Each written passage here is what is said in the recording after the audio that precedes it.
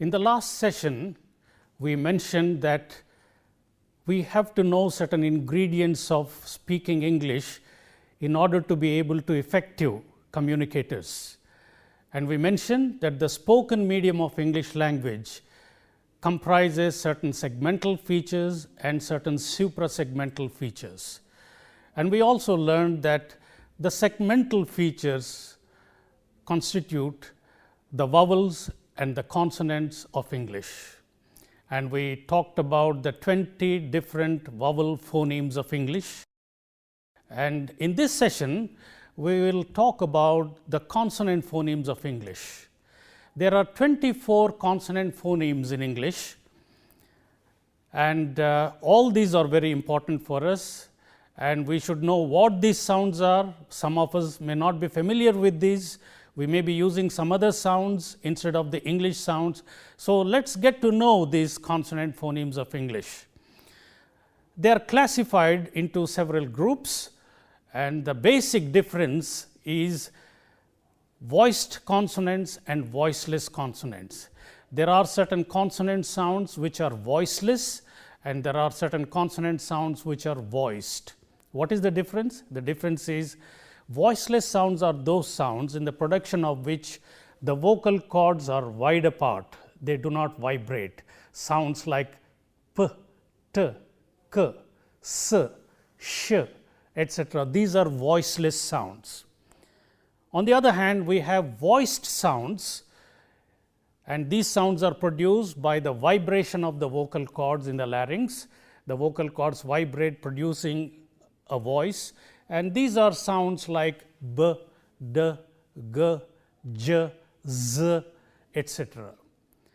So, this distinction is necessary for us to maintain, because if you produce a voiceless sound instead of a voiced sound, the meaning can change in the language. For example, instead of saying zip, if you say sip, the meaning changes. The difference between these two words is only in the voicing. When we say zip, the z sound is voiced. When we say sip, the s sound is voiceless. And just by changing the voicelessness to voice or voicing to voicelessness, we can bring about a change in meaning, and that can create confusion and problems for the speakers. And the second distinction that we have to maintain is about the way the air comes out from the mouth in the production of these consonants. There are certain consonants which are produced with a kind of explosion in the mouth. Sounds like p, b, t, d, k, g. When you produce these sounds, it sounds as though there is a kind of explosion in the mouth. So, these are called plosive sounds. And the symbols, phonetic symbols used for them are these p, and this is b, and this is t, and this is d, and this is k, and this is g. As I mentioned, the phonetic symbols are given in the dictionary. Any dictionary gives you these right at the beginning, and in this pronouncing dictionary, we find the same symbols used for pronunciation, and these are the plosive sounds, and these symbols represent the plosive sounds of English, and all the 6 plosives are distinctive in meaning. That means, if you use one for the other, the meaning changes. For example, instead of saying pet, if you say bet, the meaning changes. Between these two words, the difference has come about just by changing p into b. The p is voiceless, whereas the b is voiced. And similarly, we have another category of sounds which are known as affricates. Affricate sounds are ch and j. Ch is voiceless, j is voiced. And these are also very important for us to note, because we have them in words like church or judge. When we have these, we have ch and j both initially and finally in those words, church and judge. And then we have certain sounds which are known as nasal sounds, the nasal phonemes of English. We have 3 nasals, m, n and ng. and these phonemes can bring about distinction in meaning. And nasal sounds are those sounds which are produced when the air comes out through the nose instead of coming out through the mouth. For example, when you say m, it is a nasal sound, n, it is a nasal sound, ng, it is a nasal sound. If you take a triplets like simmer, sinner and singer, if you take these three words, the difference in meaning between these three words is brought about by changing the nasal. The m is changed into n and the n is changed into ng, and that is all that can bring about a change in meaning. Simmer, sinner and singer. And the symbols, the nasal symbols are m, n and ng. These are nasal consonant phonemes. These are also very important for us. And added to this, we have another sound which is known as a lateral sound, and that is the symbol for this letter L. It stands for the sound L, which we have in a word like little or look, leap, etc. So, this is a lateral sound which is a voiced sound, and by the way, all the nasal sounds are also voiced in English.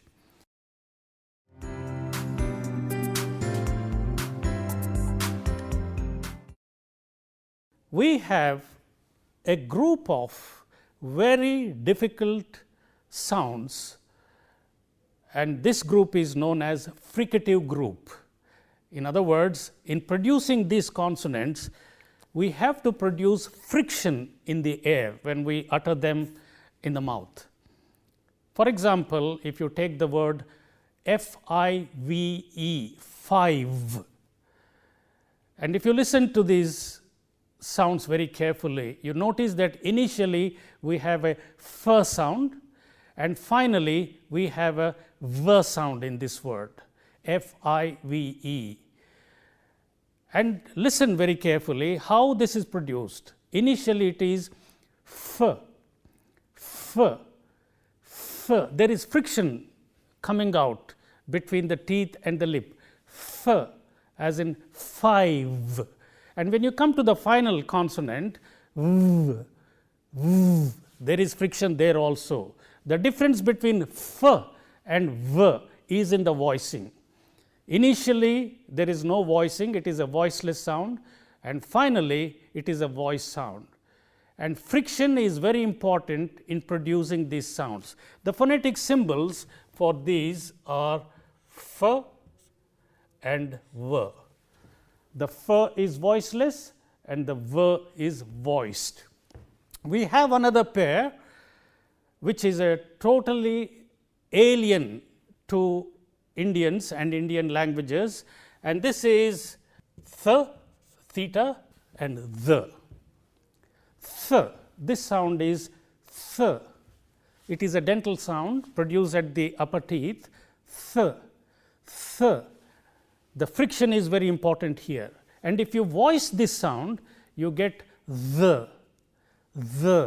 We have these sounds in a word like theory, T-H-E-O-R-Y in English, theory. When we say that, the first sound is th, or in a word like think, T-H-I-N-K, think, I'll think about it, I thought about it.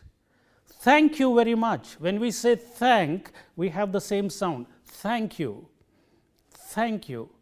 Authority, myth, and so on. And then if you voice it, you get the sound, the. We have this sound in a word like this, T-H-I-S, this, T-H-A-T, that, and T-H-E-S-E, these, and T-H-O-S-E, those. And also in a word like mother, M-O-T-H-E-R, mother, the, and father, the. That is the sound which we have in English. And these are very alien to Indian languages. We have to take special care about this pair of sounds, and in producing this, we have to make a lot of friction in the airstream. The next pair is this is s and z.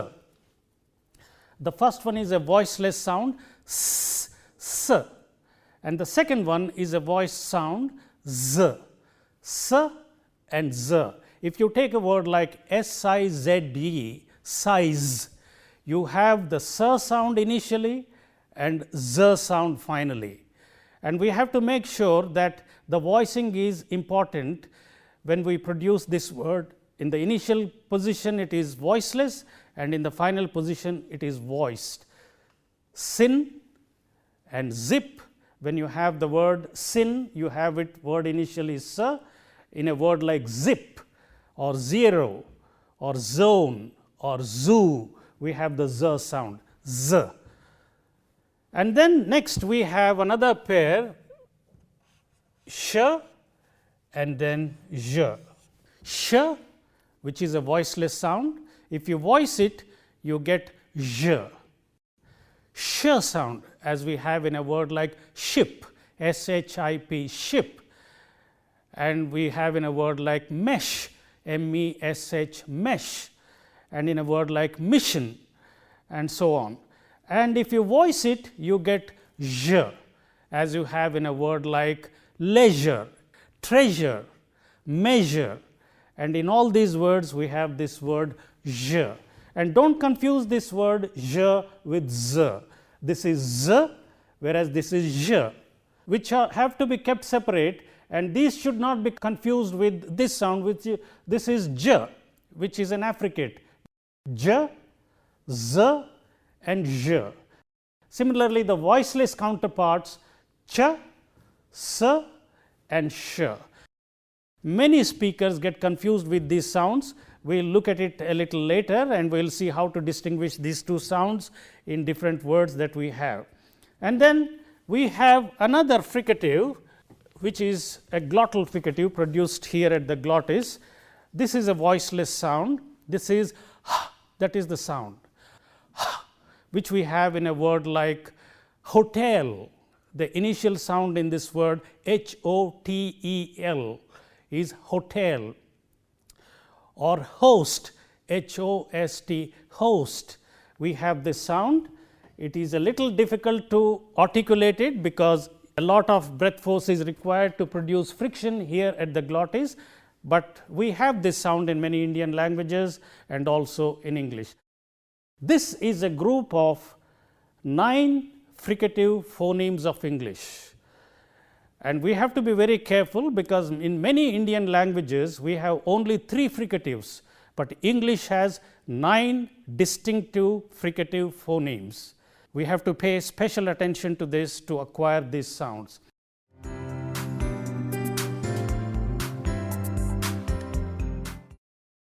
Next, we have another sound which is known as a r sound. We are familiar with this. This is a frictionless continuant, r, as we have in a word like red or room or hurry, marry, etc. And then we have other sounds which are known as semivowels. These are the two sounds, the symbols for which are this is y and this is w. These are known as semivowels in the sense that they are half vowels and half consonants, but listed under consonants. Y, this is a voice sound, w, which is also a voiced sound.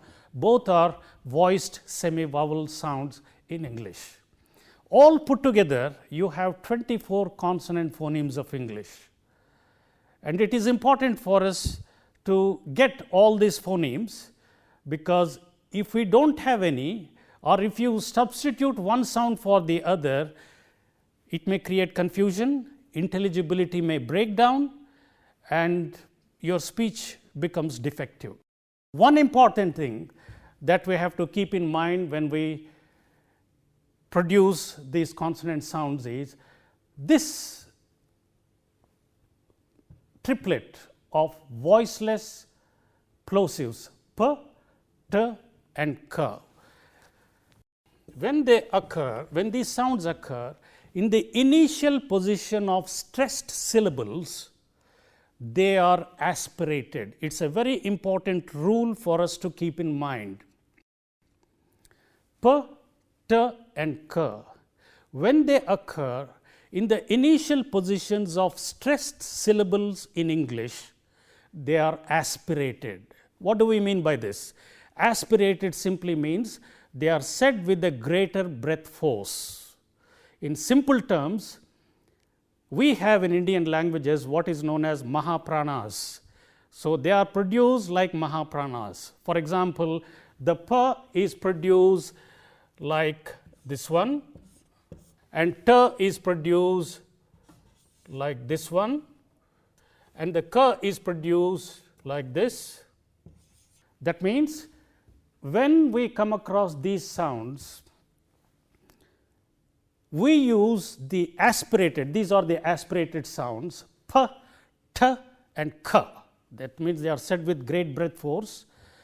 They should be pronounced with a greater breath force in only one situation, not always, and that situation is when these sounds occur in the initial position of stressed syllables. Let us take for example, we have two words of English, and as you know, in this word there are two P sounds, and in this word also there are two P sounds. But here the stress is on the first syllable in this word, and here the stress is on the second syllable in this word. And the rule is the P sound, like the T and the K, they are aspirated only when they occur in the initial positions of the stress syllable. This is the stress syllable, and this P is in the initial position. So, this is aspirated, whereas in this word, this P is not in the stress syllable, whereas this P is in the stress syllable, and therefore, this is aspirated. And therefore, how do we say this? We say paper. Listen, paper. When we say that, this is aspirated P, whereas this is unaspirated P. I do not say paper, but I say paper. Here in this word, the first one is unaspirated, the second one is aspirated because of the positioning of the stresses there, and therefore, we would say perpetuate. This is important for us to keep in mind, and the research conducted has shown that if we do not aspirate these sounds in the right places, intelligibility may break down. People may not be able to understand you properly, or people may misunderstand you. So, pin, tin, kin, look at the quality of the sounds P, T and K. This is very important for us to keep in mind in English, because the aspiration of these sounds in English is not known to many speakers in English. They just use unaspirated forms, but if you want to make your speech clear and effective, you have to use the aspirated P, T and K sounds in the right position. Same is the case with the T sounds also. For instance, if you have a word like this, T-E-A, tea, initial one is aspirated here, T, not T, but T. See the difference? T, T, T, T. Similarly, coffee. When you say coffee, the K is aspirated, Ka. It is not coffee, but coffee, Ka. And that aspiration bring about a lot of difference to your speech. It can give you a polish to your English, and this is what you have to keep in mind when you use these sounds.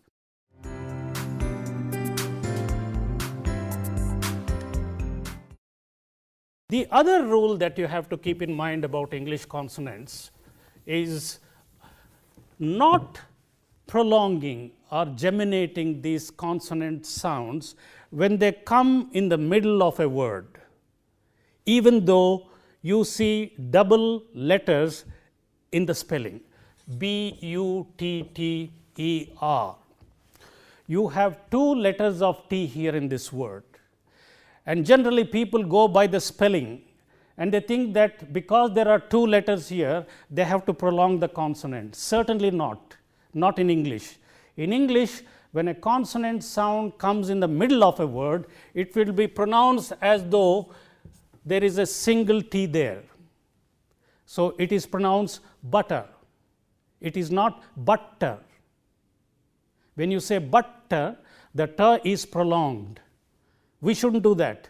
It will be pronounced as though there is only single T. So, it is butter. Similarly, utter, utter, not utter, but utter. Similarly, missing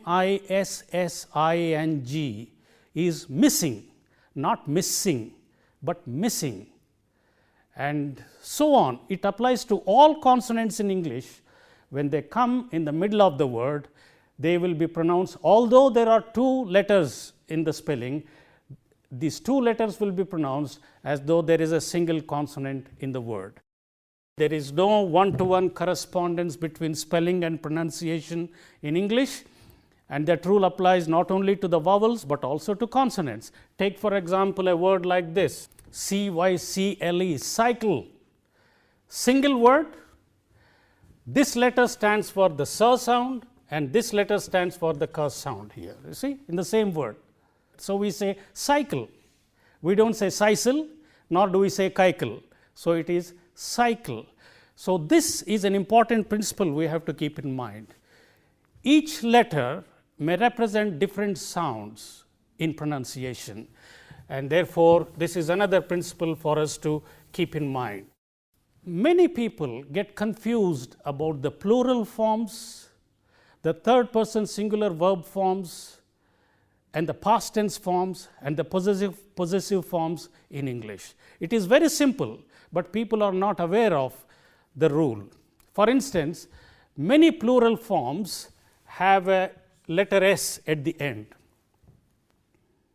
but we should know that this letter S can represent different sounds. The plurality in English in pronunciation is brought about in three different ways. For example, sometimes it is s, sometimes it is z, and sometimes it is. We have to keep this in mind. The rule is very simple. The rule is, if the singular form ends with a voiceless sound, the plural also is a voiceless sound, s. For example, if you have a word like cat, C-A-T, cat, this sound t is a voiceless sound, and therefore, when you make it a plural, it takes a voiceless sound again, s. So, it is cats. But if you have voiced sound, as in this case dog, g is a voiced sound, and therefore, the plural form takes a z sound, which is plural. Therefore, it is dogs. Z, look at that. It is not s, it is not dogs, but it is dogs. The voicing should be there.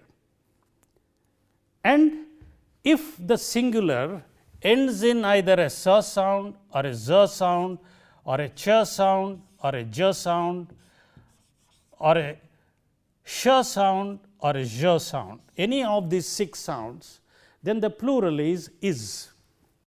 For example, horse, H-O-R-S-E, horse.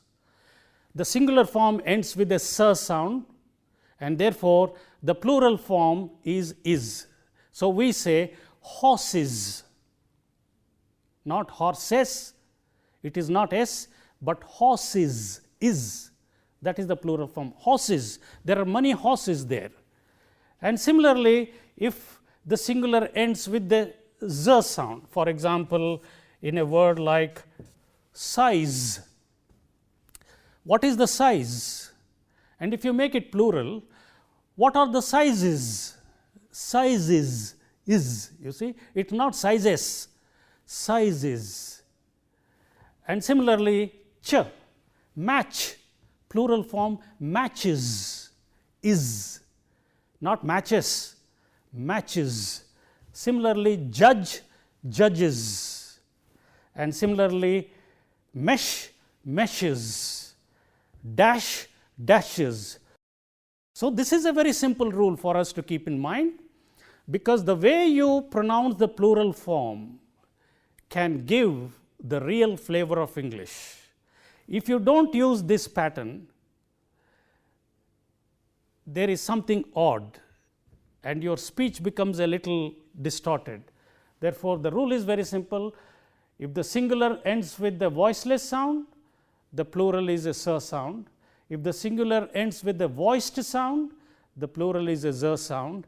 If the singular ends with the s or a z or a ch or a j or a sh or a j, then the plural is. The other important thing for us to note about this rule is the same rule applies when we use third person singular verb forms. Many people get confused about this also. For instance, he asks. Ask is the root.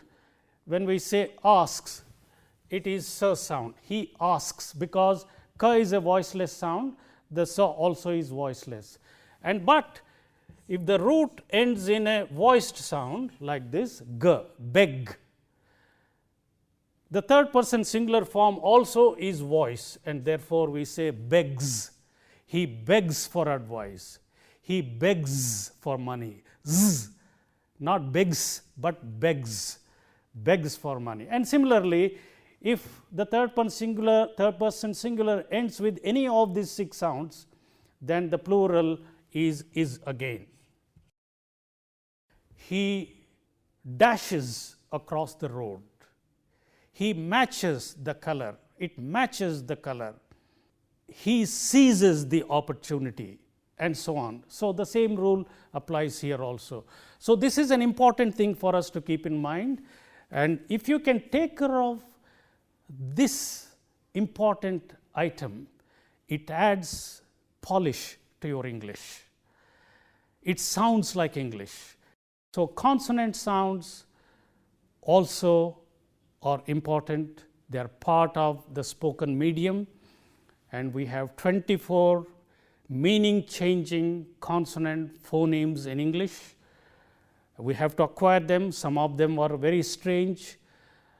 For example, the fricative sounds are very strange. So, we have to use these fricative sounds, and then the speech becomes very effective.